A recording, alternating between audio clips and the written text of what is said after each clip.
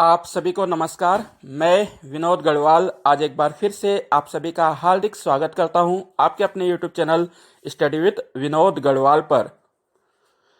जैसा कि आप सभी जानते हैं कि NCERT कक्षा 12वीं विषय राजनीति विज्ञान की प्रथम पुस्तक समकालीन विश्व राजनीति का अध्ययन हम इस समय कर रहे हैं।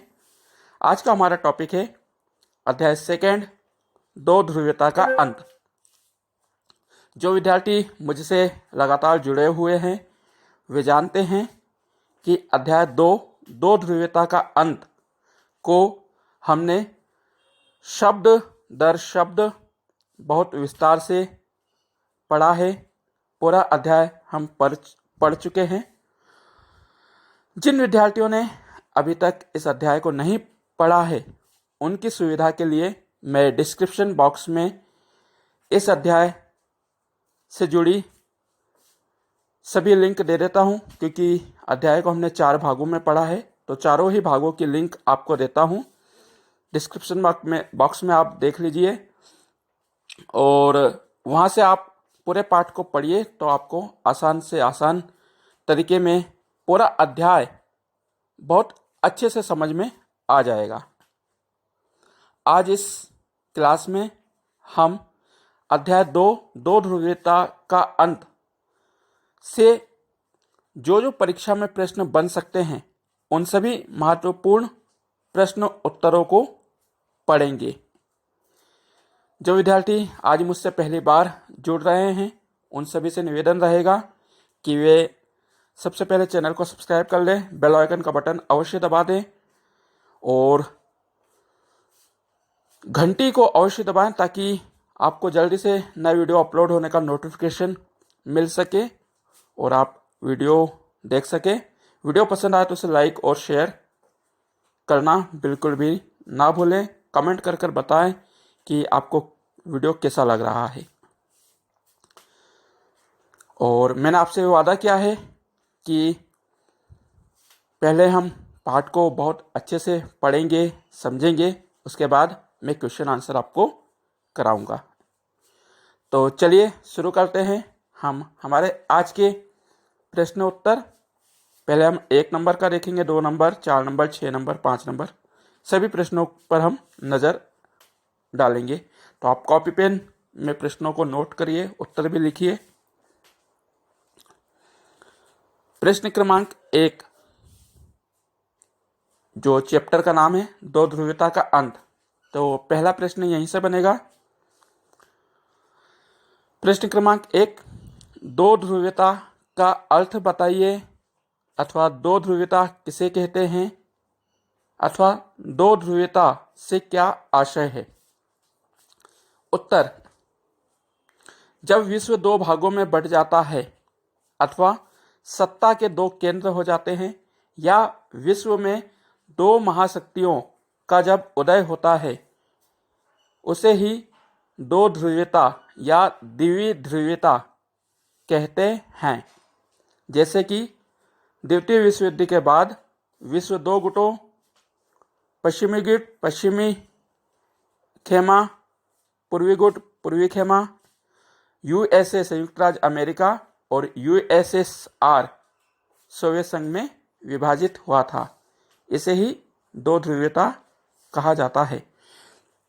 देखिए बच्चों, एक मैंने ये नमूना दिया है कि किस टाइप से आपको प्रश्न पूछे जा सकते हैं और कैसा आपको उत्तर लिखना है, क्योंकि हर विद्यार्थी की अपनी अपनी भाषा होती है, अपना अपना लिखने का तरीका होता है और परीक्षक भी आपको किसी भी प्रश्न को किसी भी शब्दों में परिवर्तन करके पूछ सकता है। तो आप बिल्कुल भी ना घबराएं और प्रश्न को पहले समझ लें, उसके बाद उसका उत्तर लिखेंगे तो आपको कोई भी 90-95 नंबर से कम नहीं देगा, इतना मेरा विश्वास है। बस आप मेरे साथ पढ़ते रहें, वीडियो को अंत तक देखें। प्रश्न क्रमांक 2, बर्लिन कहाँ स्थित है। उत्तर, बर्लिन जर्मनी में स्थित है। प्रश्न क्रमांक 3, बर्लिन की दीवार किसका प्रतीक थी। उत्तर, बर्लिन की दीवार शीत युद्ध का प्रतीक थी? प्रश्न क्रमांक 4, किसे शीत युद्ध का प्रतीक माना जाता था? उत्तर, बर्लिन की दीवार को शीत युद्ध का प्रतीक माना जाता था। प्रश्न क्रमांक 5, बर्लिन की दीवार कब खड़ी की गई थी या बर्लिन की दीवार कब बनाई गई थी? उत्तर, बर्लिन की दीवार सन 1961 में खड़ी की गई थी अथवा बनाई गई थी। प्रश्न क्रमांक 6, बर्लिन की दीवार कब गिराई गई या बर्लिन की दीवार कब गिरी? उत्तर, बर्लिन की दीवार 9 नवंबर 1989 9 नवंबर 1989 को गिराई गई। प्रश्न क्रमांक नेक्स्ट, बर्लिन की दीवार को किसने गिराया? उत्तर, बर्लिन की दीवार को पूर्वी यूरोप, पूर्वी जर्मनी के लोगों ने गिराया। प्रश्न नेक्स्ट, रूसी क्रांति कब हुई? उत्तर, 1917 में हुई। बोल्शेविक क्रांति या साम्यवादी क्रांति कब हुई? तो इसका भी उत्तर रहेगा 1917 में हुई। समाजवादी गणराज्य कब अस्तित्व में आया अथवा सोवियत साम्यवादी गणराज्य कब अस्तित्व में आया? तो इसका उत्तर होगा बोल्शेविक क्रांति 1917 के बाद सोवियत साम्यवादी गणराज्य अस्तित्व में आया। नेक्स्ट, दो ध्रुवीयता का अंत कब हुआ? उत्तर, सन 1991 में सोवियत संघ के विघटन के उपरांत दो ध्रुवीयता के अंत हुआ। नेक्स्ट है, दूसरी दुनिया किसे कहा जाता है? उत्तर,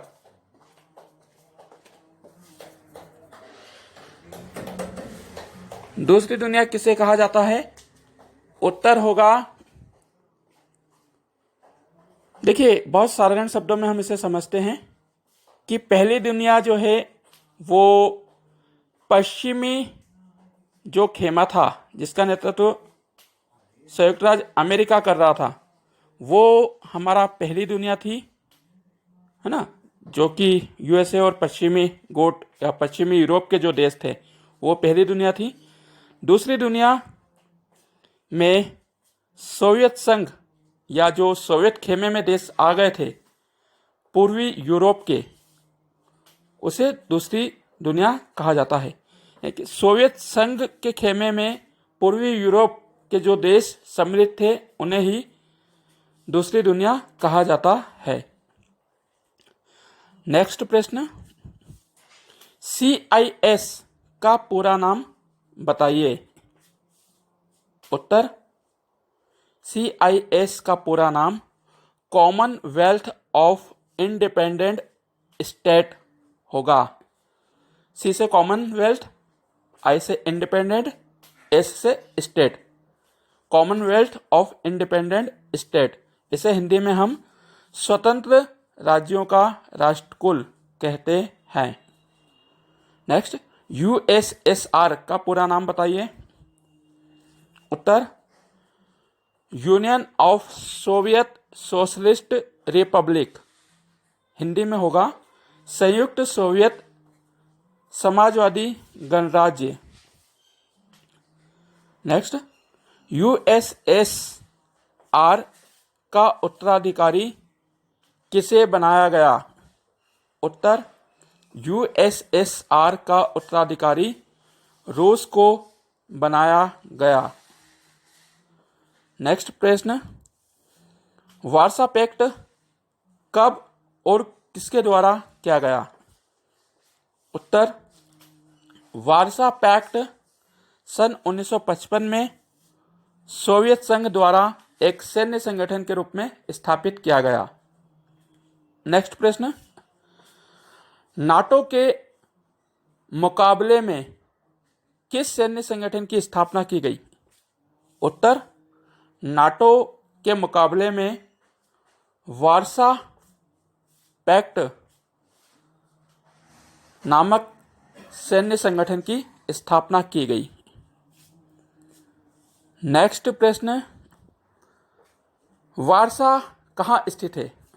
उत्तर, वार्सा पोलैंड की राजधानी है और पोलैंड में स्थित है। नेक्स्ट प्रश्न, सोवियत संघ में सुधारों की शुरुआत किसने की? उत्तर, सोवियत संघ में सुधारों की शुरुआत मिखाइल गोर्बाचेव ने की। नेक्स्ट प्रश्न, सोवियत संघ में किस पार्टी का वर्चस्व था? उत्तर, सोवियत संघ में कम्युनिस्ट पार्टी का वर्चस्व था। नेक्स्ट प्रश्न, किस देश का विभाजन शांतिपूर्वक तरीके से दो देशों में हो गया? प्रश्न को समझिए, किस देश का विभाजन शांतिपूर्वक तरीके से हुआ? उत्तर, चेकोस्लोवाकिया देश का विभाजन शांतिपूर्वक तरीके से चेक और स्लोवाकिया के रूप में हुआ। देखिए, चेकोस्लोवाकिया के दो राष्ट्र बने, एक चेक, दूसरा स्लोवाकिया। नेक्स्ट प्रश्न, शॉक थेरेपी कब अपनाई गई? उत्तर, शॉक थेरेपी सन 1990 में अपनाई गई। नेक्स्ट, वर्ष 2001 में रूस के साथ भारत ने कितने द्विपक्षीय समझौते पर हस्ताक्षर किए? उत्तर, वर्ष 2001 में भारत ने रूस के साथ 80 द्विपक्षीय समझौते पर हस्ताक्षर किए। नेक्स्ट प्रश्न, 17वां ब्रिक्स सम्मेलन कब और कहां आयोजित किया गया? 17वां ब्रिक्स सम्मेलन कब और कहां आयोजित किया गया? उत्तर, 17वां ब्रिक्स सम्मेलन वर्ष 2016 में गोवा में आयोजित किया गया। प्रश्न अगला, किस देश में 10 वर्षों तक गृह युद्ध चला? उत्तर, तजाकिस्तान में 10 वर्षों तक गृह युद्ध चला। यहाँ पर 1991 से 2001 तक गृह युद्ध चलता रहा।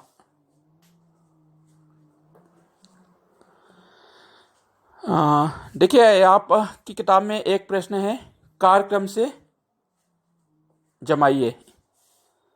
अफगानिस्तान युद्ध 1979, बर्लिन की दीवार गिराई गई 1990, बोल्शेविक क्रांति 1917 और सोवियत संघ का विघटन 1951। ये आपकी किताब में है। अब इसका सही जो मिला क्रम होगा वो इस प्रकार से होगा। देखिए, सबसे पहले बोल्शेविक क्रांति हुई 1917, फिर नंबर 2 पर अफगानिस्तान युद्ध 1979, तीसरा बर्लिन की दीवार गिराई गई 1989 और चौथा सोवियत संघ का विघटन 1951। अगला प्रश्न है, यूएसएसआर का प्रतिनिधित्व किसे संयुक्त राष्ट्र सुरक्षा परिषद में दिया गया? उत्तर, यूएसएसआर का प्रतिनिधित्व करने का अवसर संयुक्त राष्ट्र संघ की सुरक्षा परिषद में रूस को दिया गया। देखिए, रूस विघटन के पश्चात रूस को जिम्मेदारियां दी गई कि जितनी भी संधि संगठन किए गए हैं, समझौते किए गए हैं, उनका सभी का जो निभाने का दायित्व होगा वह रूस को होगा, और जो जो सुविधाएं यूएसएसआर को मिलती थी वह सब रूस को ही मिलेंगी। तो रूस को संयुक्त राष्ट्र सुरक्षा परिषद में जो UNSC, United nation security council है, उसका मेंबर बनाया गया।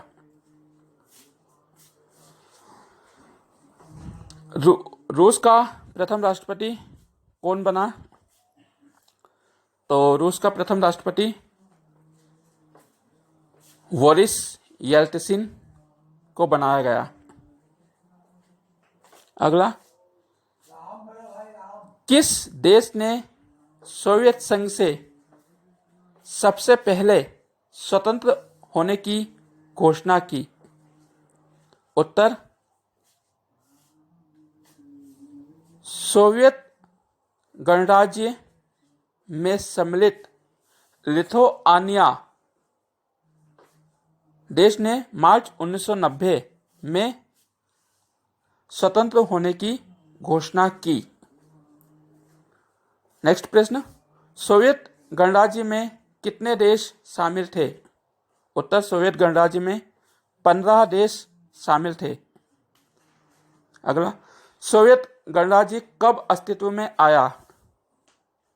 उत्तर, सोवियत गणराज्य वैसे तो 1917 की बोल्शेविक क्रांति के बाद ही अस्तित्व में आ गया था, फिर भी इनके संधि, समझौते एवं संविधान को अंतिम रूप सन 1922 में दिया गया। सोवियत संघ का विघटन कब हुआ? उत्तर, सोवियत संघ का विघटन 25 दिसंबर 1991 को हुआ।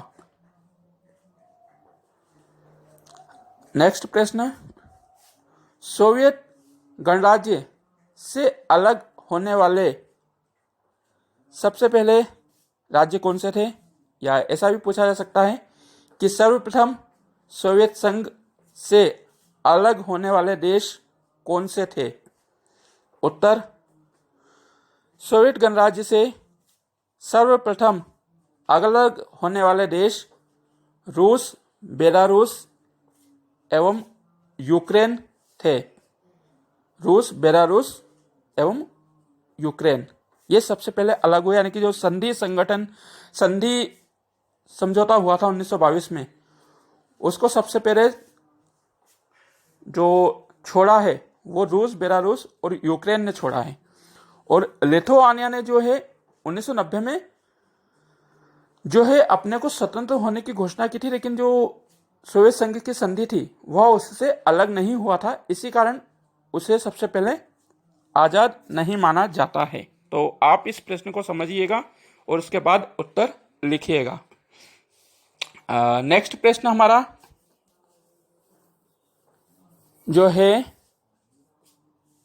सोवियत संघ में सुधारों की शुरुआत कब से की गई?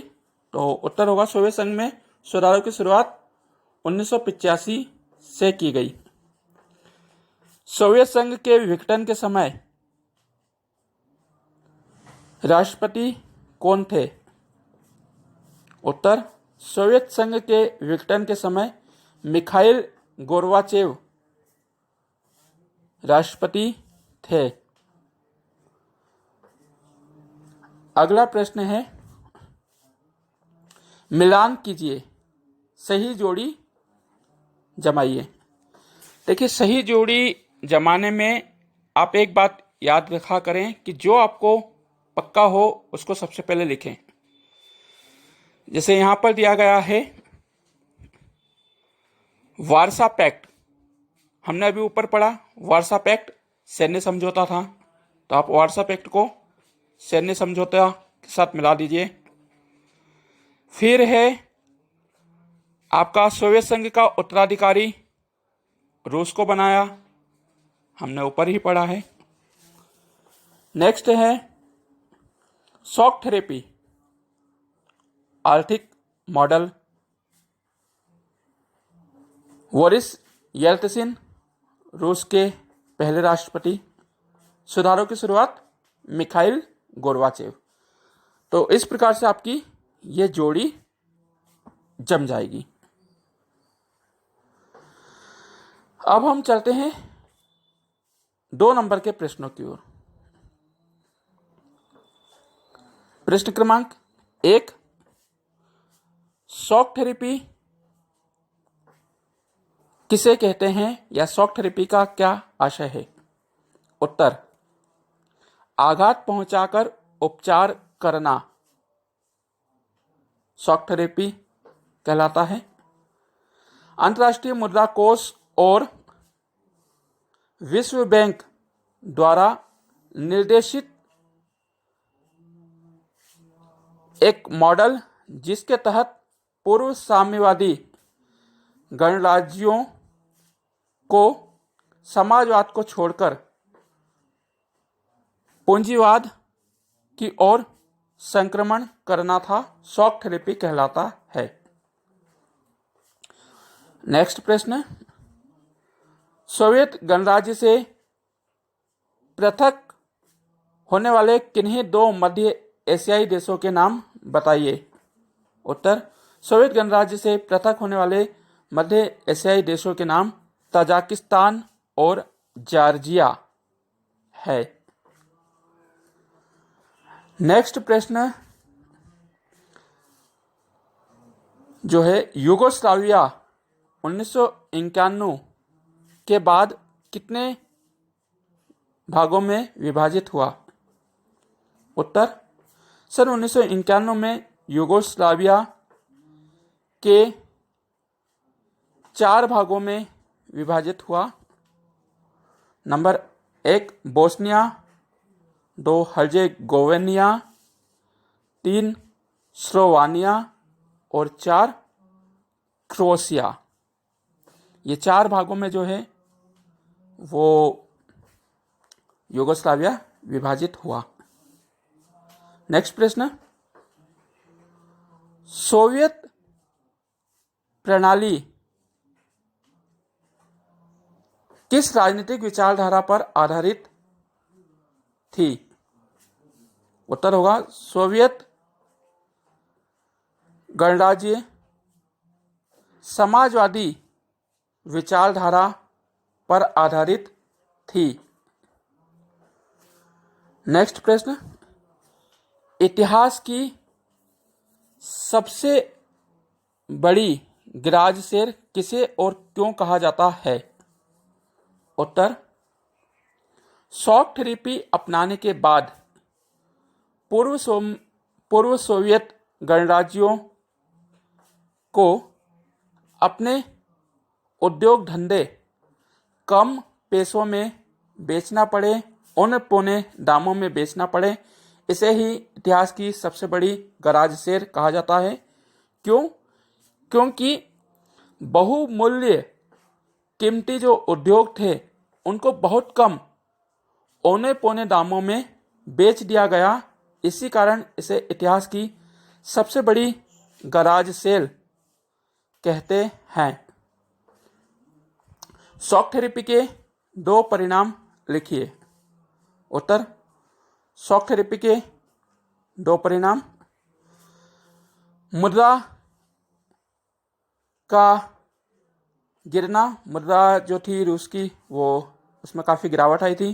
दूसरा, आर्थिक व्यवस्था तहस नहस हो गई, उद्योग धंधे चौपट हो गए, खाद्यान्न संकट उत्पन्न हुआ, आर्थिक विषमता उत्पन्न हुई। तो आप इसमें से कोई सा भी लिख सकते हैं। अगला प्रश्न है, रूस की मुद्रा क्या है? उत्तर, रूस की मुद्रा रूबल है। नेक्स्ट प्रश्न जो होगा हमारा, सोवियत संघ कितने गणराज्यों से मिलकर बना था? तो सोवियत संघ जो है वह 15 राज्यों से मिलकर बना था। नेक्स्ट प्रश्न है, सोवियत प्रणाली की कोई 2 विशेषताएं लिखिए। तो सोवियत प्रणाली की 2 विशेषताएं निम्न हैं। नंबर 1, न्यूनतम जीवन स्तर। नंबर 2, शून्य बेरोजगारी। आप इस प्रकार से लिख सकते हैं। अब देखिए, जो 4 नंबर के प्रश्न, 4, 5, 6 नंबर के जो प्रश्न हैं वो मैं आपको बता देता हूं, और इनके उत्तर आप जो है वो डिस्क्रिप्शन बॉक्स में दी गई लिंक से ले लें, क्योंकि वीडियो बहुत लंबा हो जाएगा। यदि मैं एक एक उत्तर बताऊंगा तो वीडियो बहुत ज़्यादा बड़ा हो जाएगा और आप सुन नहीं पाएंगे। तो डिस्क्रिप्शन बॉक्स में मैंने हालांकि पूरा विस्तार से पढ़ाया है, तो आपके पास लिखा भी होगा, और जिन बच्चों के पास नहीं लिखा है तो वो वहां से उत्तर लिख ले। प्रश्न क्रमांक 1, शॉक थेरेपी। प्रश्न क्रमांक 1 है, सोवियत प्रणाली की विशेषताएं लिखिए। नंबर 2, सोवियत प्रणाली में क्या कमियां थी, उसके दोषों को लिखिए। तो यह आपको भाग 1 में ही इसका उत्तर मिल जाएगा, दोनों ही प्रश्नों का। प्रश्न क्रमांक 3, सोवियत संघ के विघटन के कारण लिखिए। कोई 4, 5, 6 किसी भी पूछा जा सकता है, यानी कि 4 से 6 नंबर के प्रश्न आपको अब मैं बता दे रहा हूं, वो किसी भी रूप में आपसे कहीं पर भी पूछे जा सकते हैं। तो सोवियत संघ की विघटन के कारण लिखिए। उत्तर जो है आपको भाग 2 में मिलेगा। सोवियत संघ के परिणामों को लिखिए। इसका उत्तर भी जो आपको भाग 2 में मिल जाएगा। प्रश्न क्रमांक 5, शॉक थेरेपी की विशेषताएं लिखिए। शॉक थेरेपी के परिणाम लिखिए। इसका उत्तर जो है आपको वो वीडियो क्रमांक 3 जो हमारा भाग था उसमें मिल जाएगा। और पूर्वी साम्यवादी देशों में संघर्ष और तनाव को स्पष्ट कीजिए। यह भी आपको भाग 3 में मिल जाएगा। प्रश्न क्रमांक 8, भारत और सोवियत संघ के संबंधों को स्पष्ट कीजिए। यह आपको वीडियो 4 में मिल जाएगा, भाग 4 में मिलेगा।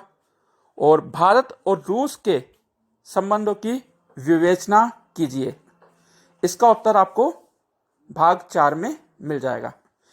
तो पहले जो 2 प्रश्न हैं उसका भाग 1, पहले तीसरा और चौथा क्वेश्चन भाग 2, 5 से 7 भाग 3 में, और 8वां 9वां क्वेश्चन जो है भाग 4 में आपको इसका उत्तर मिल जाएगा। नेक्स्ट प्रश्न जो कि मैं बता देता हूं आपको, शीत युद्ध के परिणाम लिखिए। तो देखिए, शीत युद्ध जब समाप्त हुआ था उसके कई परिणाम सामने आए। नंबर 1, हथियारों की होड़ समाप्त हुई। नंबर 2, दूसरी दुनिया का पतन हुआ। नंबर 3, मैं पॉइंट बता रहा हूं आपको, आप इसको डिटेल में लिखिएगा।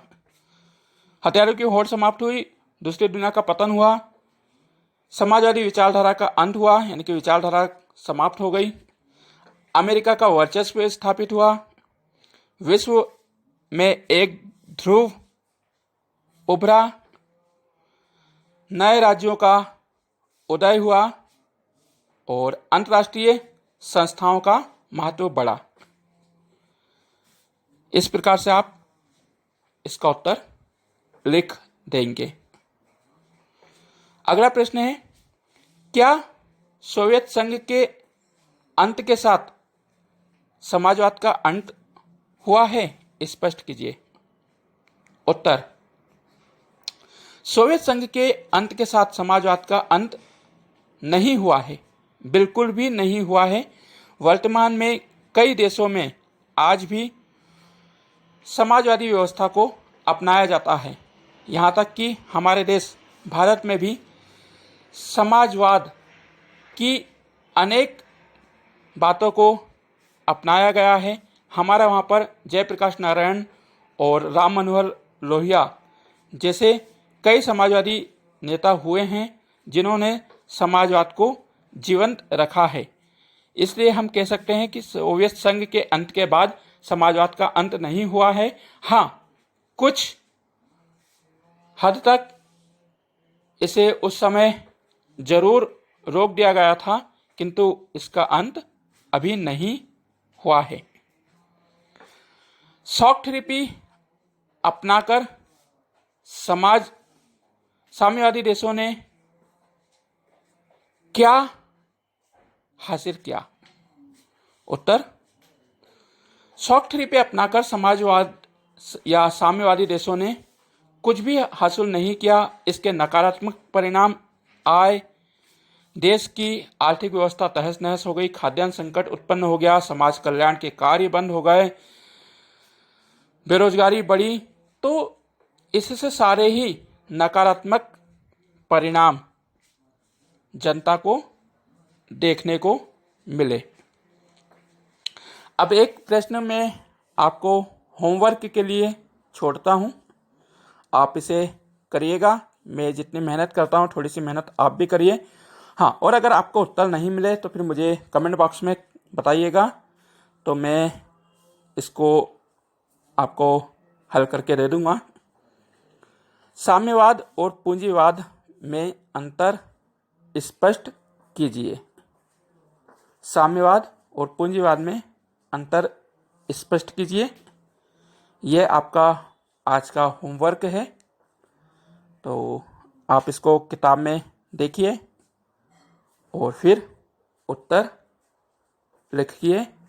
और प्यारे विद्यार्थियों, ये ऐसे क्वेश्चन हैं जो कि 100% पूछे जाएंगे। इसके बाहर कोई भी प्रश्न कहीं से भी नहीं बन सकता है, मैं आपको विश्वास दिलाता हूं। तो आप इन प्रश्नों को अच्छे से याद करें, समझ लें। आपकी एनसीईआरटी जो किताब है उसको रटा नहीं जा सकता है, इसको केवल समझा ही जा सकता है, और समझकर ही अच्छे से अच्छे अंक प्राप्त किए जा सकते हैं। तो आज यहाँ पर पूरी तरह से हमारा अध्याय 2 समाप्त हुआ। अब हम नेक्स्ट चैप्टर करेंगे। आई होप आपको वीडियो अच्छा लगेगा। प्यारे बच्चों, यदि वीडियो अच्छा लगा हो तो प्लीज़ इसे लाइक अवश्य करें, अधिक से अधिक शेयर करें, कमेंट बॉक्स में कमेंट करें, और मेरे चैनल को भी सब्सक्राइब करके अपना सपोर्ट दें। आज के लिए इतना ही। अब मुझे इजाज़त दीजिए। नमस्कार, मिलते हैं बहुत जल्द नेक्स्ट चैप्टर के साथ। तब तक के लिए bye bye, good bye, take care and thank you for watching my YouTube channel. जय हिंद, जय भारत। Pause button.